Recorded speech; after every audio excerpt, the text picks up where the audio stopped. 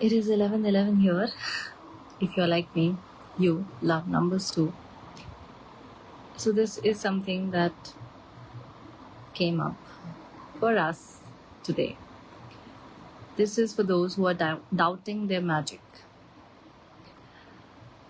This is part of our daily life conversations called Codes by Source, where I share with you messages, codes, prompts for us to reflect on ourselves, how we walk on earth, how we engage with each other, but most importantly, how do we engage with ourselves.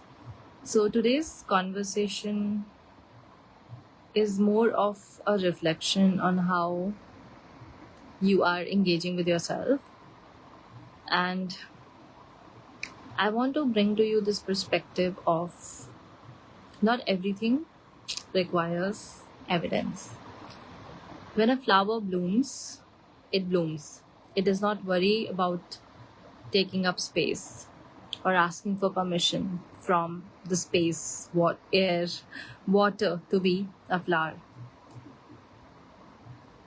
It does not worry about what kind of flower am I going to be, because it does not have the conditioning that we have. And all these conditioning beliefs, our nervous system, the way we think, shapes who we are as human beings. But what if we can allow ourselves to learn more from nature than other human beings, especially those people who aren't doing the things that we want to do, who aren't living the way that we want to live, especially those who we might love a lot, but they are not connected to the magic that lies within them. So this is for those people who are probably surrounded by people around them who don't believe or have not yet connected to the magic that lies within them.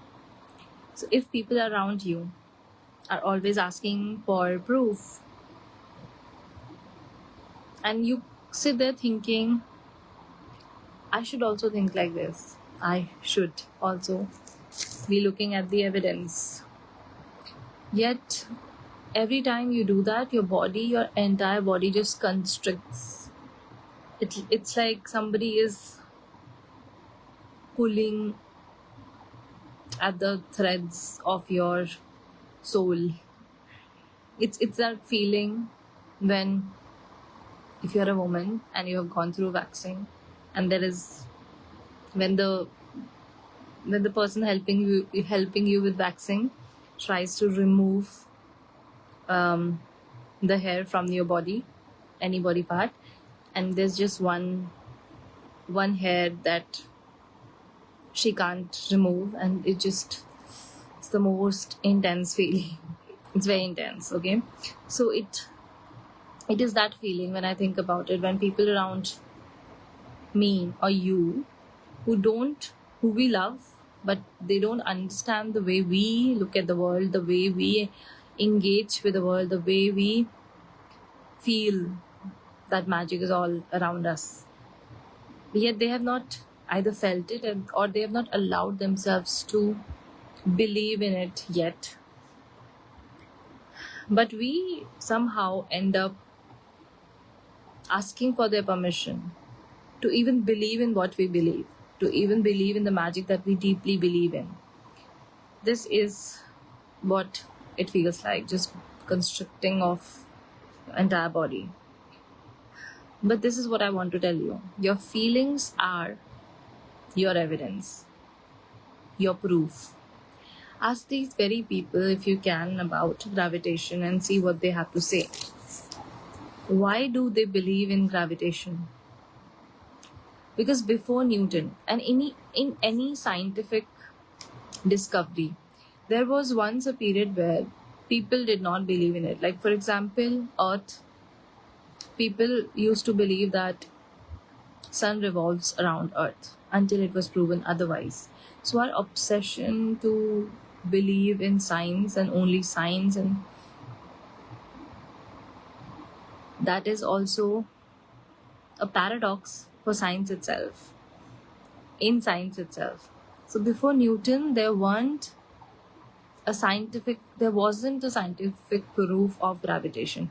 Now, of course, there might be proofs in different traditions and like old ancient wisdom, but in the modern science there was no proof until Newton. And just because we can't see, it does not mean that thing does not exist, be it gravitation or God, source, magic. So if you get bothered about how do I convince the people around me, how do I make them understand this, how do I make them understand this is so precious to me, you are actually wasting your magic. You don't need to do that. Because your work, your magic is actually to live like yourself. The people around you will feel that magical pull just like they do with gravitation when you live in your heart, in your authenticity, in your magic, without needing a proof for it, without needing other people to understand it, without wasting your magic in order to prove that there is magic around you. So when you do that, when you live your life the magical way, the way you are intended to, the way you are being called to, you will create a magical pull. And sooner than later, those very people who you are trying so hard to convince, they will be convinced. Just like gravitation, they will pull towards you, they will sit with you, they will understand. But the intention is not for you to live that way so that they understand. It is that when you understand magic, you cannot do anything but actually let yourself experience it, live it every single day. You are the evidence to the existence of magic on earth, and so are they. Whoever it is that you're trying so hard to make them so hard.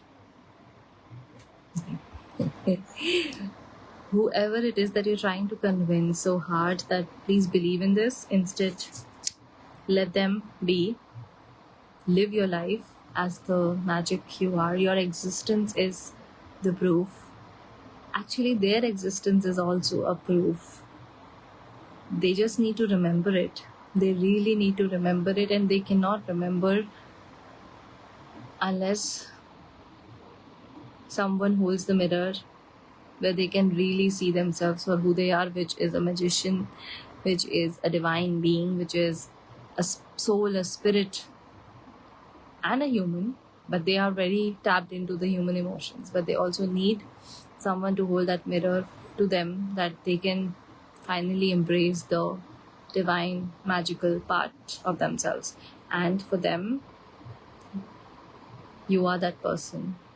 For you, they are that person, where they are showing you your humanness.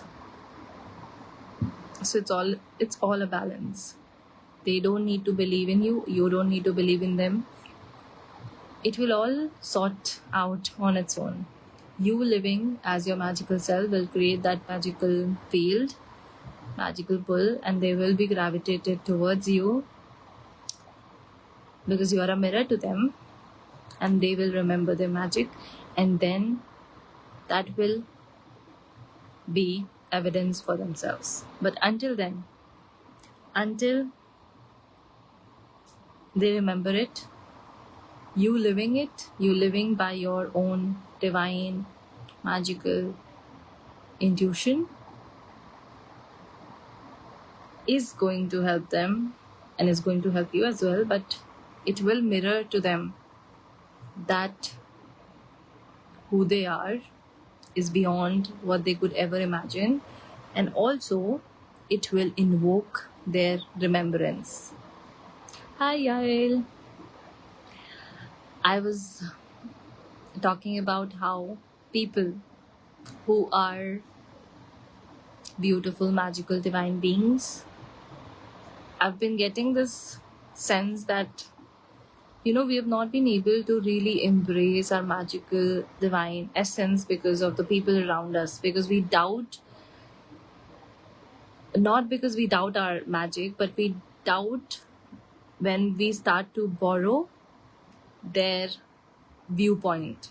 So if they have lived all their life based on these beliefs that it needs to be logical and scientific and all of that, we tend to start giving away our power to them to even look at life the way we want, and we borrow their beliefs, we borrow their ideas, we borrow this sense that, we also need proof, but we don't. Our existence on earth is proof in itself that magic exists. So we can be the mirror and let others remember through us that magic lies everywhere, especially within ourselves. This is what I had for us today on Quotes by Source. I will be back tomorrow. I hope you have a magical, beautiful, divine day. Keep being magic. Keep living your magic.